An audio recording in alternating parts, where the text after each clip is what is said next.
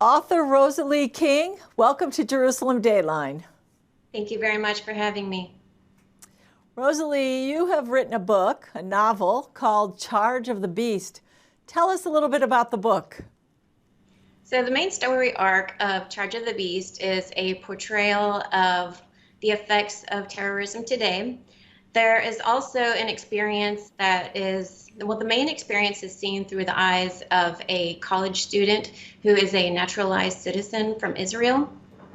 And in addition to that, there's a subplot, and it's a story within a story, so to speak, read through an Israeli citizen who suffered the effects of the Israeli-Palestinian conflict during the early 2000s. Wow, yeah. So your book really has an interesting title, Charge of the Beast. Tell us, why did you choose this title? What does it mean? Yes, so there is a twofold meaning behind Charge of the Beast. Beast would refer partially to the inner demons that we all struggle with, that threaten to tear us down depending on how we handle them.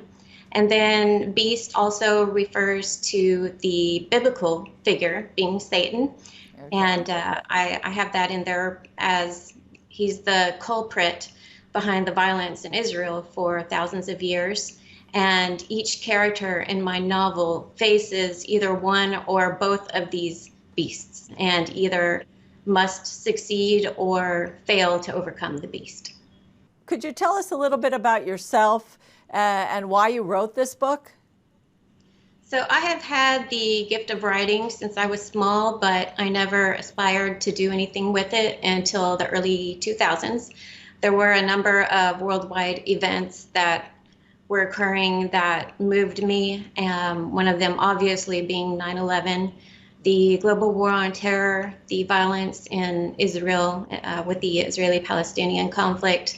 Also another event that moved me was the execution-style death of Daniel Pearl. And so, journalist.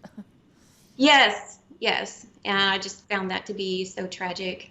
And so it led me to come up with this story idea of a woman who is living through these times, and also inspired by was one of the suicide bombings in which a mother and her 9-year-old daughter were killed.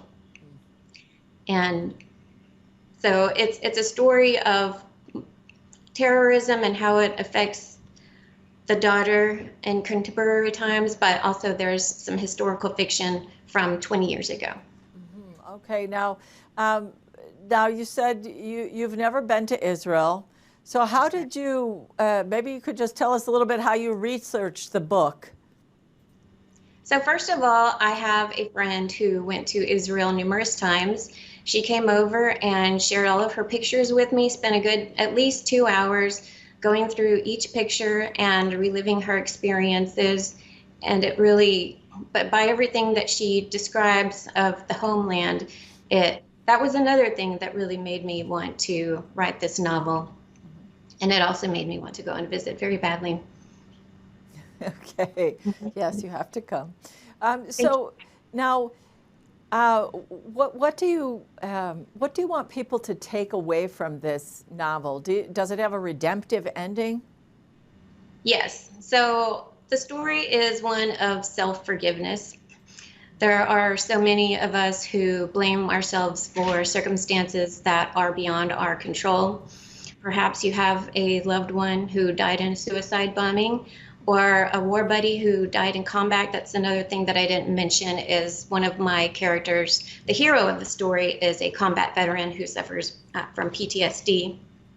Or maybe you're a Ukrainian right now suffering from survivor's guilt. Perhaps you had to leave behind a loved one, family members, friends, whenever you fled the country.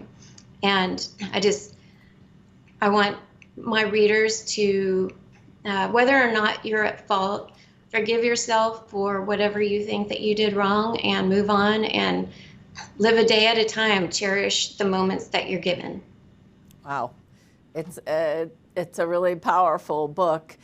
So how can our viewers, how can they get a copy of your book? It's available on Amazon, and you can also go to my website, rosalieking.com. Okay. Anything you'd like to add, Rosalie? Thank you very much to CBN for having me. It's an honor to be a part of your organization and your show, and thank you to all of my readers for your support. Thank you, Rosalie. And so you need to read this, Charge of the Beast by Rosalie King. Thank you very much. Thank you for having me.